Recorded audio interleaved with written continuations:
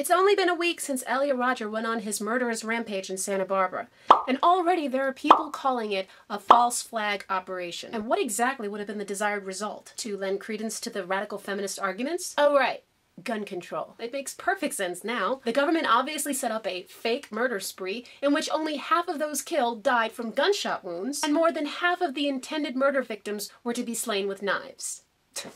Those sneaky bastards. Conspiracy theories are alternative and almost always inaccurate explanations of events. They often come about when some ambitious individual or group pieces together random facts to form distorted and incorrect conclusions, which are heavily saturated with baseless suspicion and accusations of cover-ups, but are rarely backed up with actual evidence. They tend to originate from mistrust of official explanations given, especially if those explanations come from government or academic sources. People who fall for conspiracy theories often point to real examples of conspiracies as proof that the official version of events must not be trusted, and that anybody who accepts them are just naive shills and cheaple. This is not skepticism. Skepticism does not involve rejecting explanations simply for its own sake. It is reserving judgment until sufficient evidence can be provided. This is just paranoia on a comical scale. But not all conspiracy theories are funny. Some promote and praise ignorance and dangerous information. The rise of the internet has helped conspiracy theories to spread like cancer.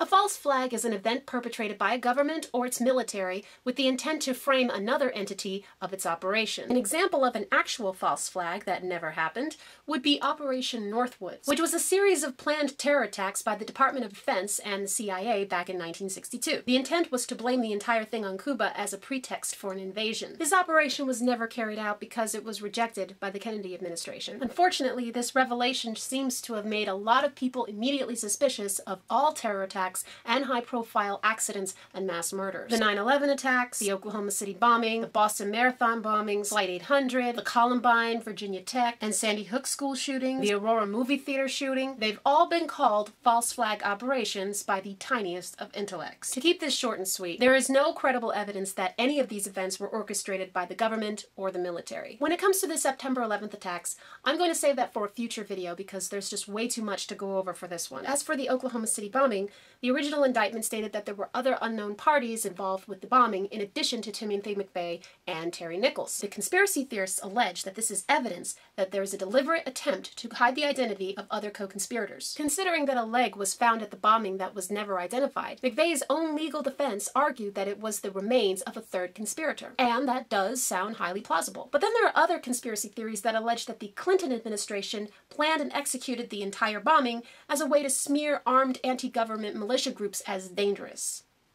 As if they aren't. And then there's the fact that neither McVeigh nor Nichols were members of any militia group, so there's not a whole lot of credence there. Nor is there any credence that the Boston Marathon bombings were anything other than what they were. A terror attack perpetrated by the Tsarnaev brothers. But of course, there are some extremely insensitive and very stupid people who believe that the entire thing was staged, and that the people who were injured were actors. Or did happen, but according to Glenn Beck, it was actually perpetrated by a Saudi national named Abdul Rahman Ali Al-Harbi, and he has got the secret info that will blow this case out of the water while he's being sued for defamation and slander. Last year, a documentary claimed that Flight 800 was destroyed by a missile, and this was based on flimsy evidence that the National Transportation Safety Board debunked 14 years ago. Flight 800 exploded in mid-air in 1996 after the fuel tank exploded when flammable fuel vapors ignited in flight. This determination came about after an exhaustive 4-year investigation, which didn't reveal the type of damage that comes with high-energy explosions caused by bombs or missiles. As for the horrific school shootings at Columbine, Virginia Tech, and most recently Sandy Hook,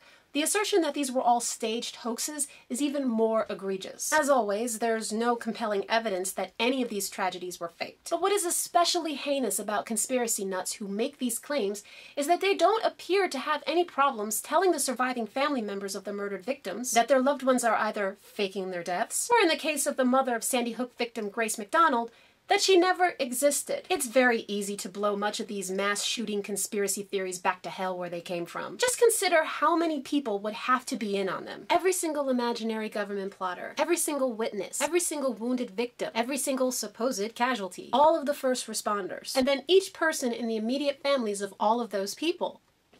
That's a whole lot of shutting up. Take the Columbine massacre, for example. It's been 15 years, and not a single person involved in that horror has come forward to say, yeah, it was all fake. My friend is totally still alive. It's quite true that the US government has done some truly shitty things to its citizens in the past. As I mentioned before, Operation Northwoods, the Tuskegee experiments, and planting poisoned moonshine during Prohibition. But all of these things have real documented evidence to prove them. But if all you have are paranoid suspicions, then check Snopes. They probably have already debunked it.